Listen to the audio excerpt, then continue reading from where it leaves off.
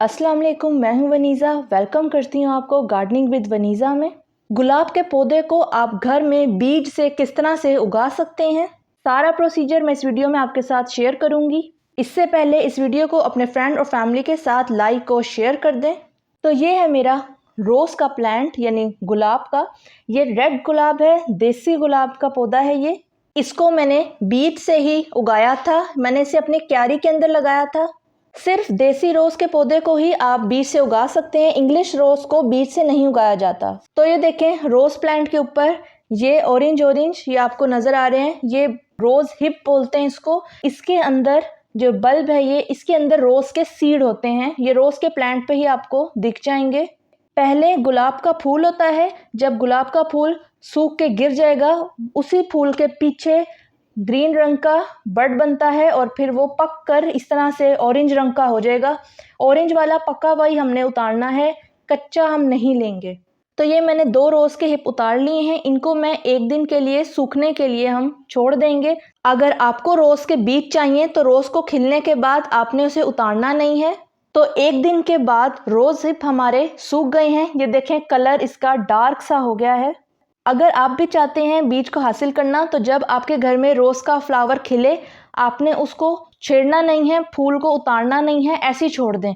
जब फूल सूख कर खुद ही गिर जाएगा तो रोज़ के पीछे ही खुद ही सीड वाला रोज़ हिप तैयार हो जाएगा। तो ये देखें, रोज़ हिप शुरू में कुछ इस तरह का होता है, ये आगे आपका गुलाब खिला हुआ होगा फूल, उसके पीछे ये बनता है, ये ग्रीन है, ये कच्चा है। ग्रीन हमने नहीं लेना, जब ये ग्रीन ऑरेंज रंग में, जैसे मैंने आपको पहले दिखाया, इस तरह ऑरेंज में हो जाएगा तो हम उसको उतारेंगे और उतारने के बाद आपने 1 दिन के लिए उसे रख देना है सूखने के लिए। इस ग्रीन के अंदर भी बीज मौजूद होते हैं, लेकिन वो कच्चे होते हैं, वो उगेगा नहीं, इसलिए हमने उसे पकने के लिए छोड़ देंगे। जब वो ऑरेंज रंग का होगा, सिर्फ उसी टाइम पे आपने इसे हार्वेस्ट करना है। अब जो हमारा ऑरेंज वाला है, इसे हम खोल लेते हैं। खोल के इसके सीड हम निकाल लेंगे। ये जो रोज़ हिप होता है ये थोड़ा सख्त होता है, इसको आप किसी सीज़र से काट लें, हाथ से ये आसानी से नहीं खुलेगा। तो ये रोज़ हिप मैंने काट लिया है। अब मैं आपको इसके अंदर बीज दिखाती हूँ।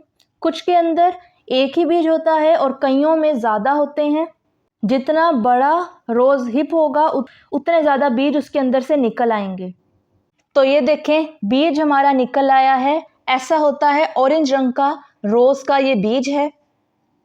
अब इसी तरीके से मैं बाकी जितने भी रोज़ हिप मेरे पास हैं, इन सबको तोड़कर हम इसमें से सीड निकाल लेते हैं। बीज से रोज़ को उगाने के 2 तरीके होते हैं। एक तरीका तो ये होता है, आप इन बीजों को निकाल लें, उसके बाद एक गीला टिश्यू पेपर लेकर पानी से, यानी कि आपने उसे गीला कर लेना है टिश्यू पेपर को, उस पर बीज रख के फ्रिज में रख दें। 2 से 3 घंटे के लिए या 1 दिन के लिए छोड़ दें फ्रिज के अंदर।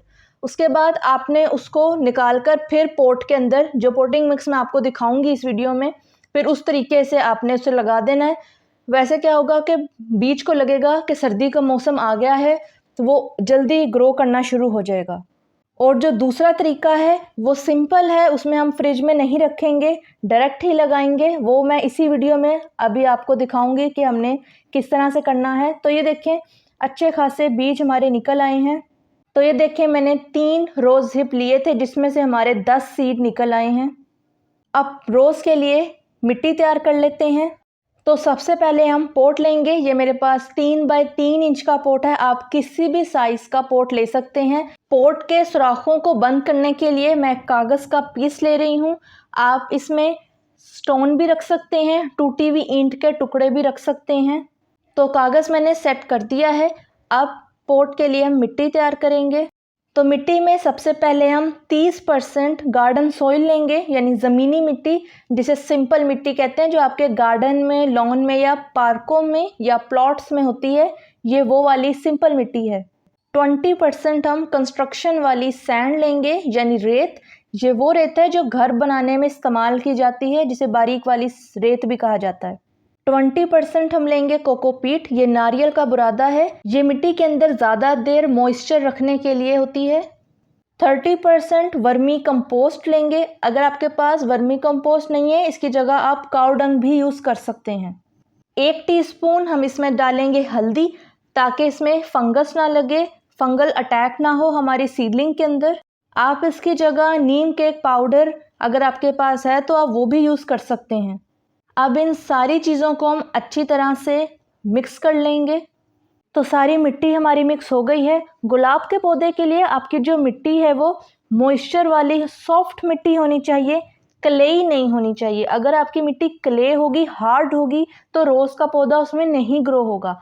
इसलिए आपने जैसे मैंने बनाई है, देखें कितनी सॉफ्ट है और मॉइस्चर वाली मिट्टी है ये। इसमें रोज़ का पौधा आसानी से ग्रो हो जाएगा। अब अपने पॉट को हम मिट्टी से फिल कर लेंगे। तो पॉट को हमने मिट्टी से फिल कर लिया है। अब मैं इसमें रोज़ के सीड लगाऊंगी। रोज़ के सीड को आपने 2-2 इंच के फासले के ऊपर लगाएंगे, बिल्कुल साथ जुड़े हुए नहीं होने चाहिए। तो ये देखें, रोज़ के सारे सीड मैंने लगा लिए हैं। 1-1 इंच के फासले पे मैंने रखे हैं, बिल्कुल जोड़कर नहीं रखेंगे। अब जो ये मिक्स की हुई हमारी मिट्टी है, इसी मिट्टी से हम सीड्स को कवर कर देंगे। 1-1 इंच जितना ही आपने कवर करना है, ज़्यादा कवर नहीं करना, वरना सीड को ग्रो होने में उतना ही ज़्यादा टाइम लगेगा और उसको मुश्किल होगी मिट्टी को हटाने में। इसलिए सिर्फ थोड़ा सा हम इसको कवर करेंगे। देखें, बस इतना सा। हम और मिट्टी अब इसके ऊपर हमने ऐड नहीं करनी, ये सेट हो गया है। अब हम अपनी सीडलिंग को पानी देंगे। पानी आपने पहली दफ़ा में थोड़ा सा ज़्यादा देना है, बाद में तभी देना है जब हाथ लगाने पर ऊपर की मिट्टी आपको खुश्क महसूस हो। और पानी आपने हमेशा पॉट को इतना देना है कि पानी देने के बाद पॉट के निचले सुराखों में से पानी बाहर निकलना चाहिए। अगर पानी बाहर सुराखों में से नहीं निकल रहा तो उसमें ओवर वाटरिंग हो जाएगी, सीडलिंग आपकी गल जाएगी। रोज़ के प्लांट को आपने हमेशा मॉइस्चर इसमें बरकरार रखना है, इसको बिल्कुल ड्राई नहीं होने देना।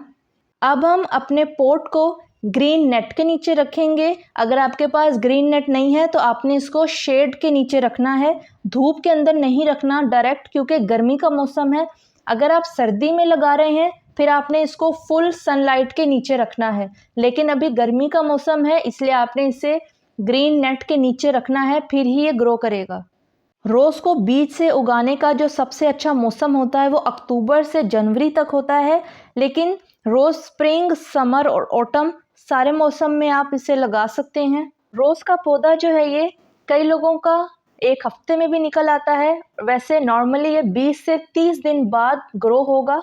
डिपेंड करता है कि आपके इलाके का मौसम कैसा है, उसी हिसाब से ये ग्रो करेगा।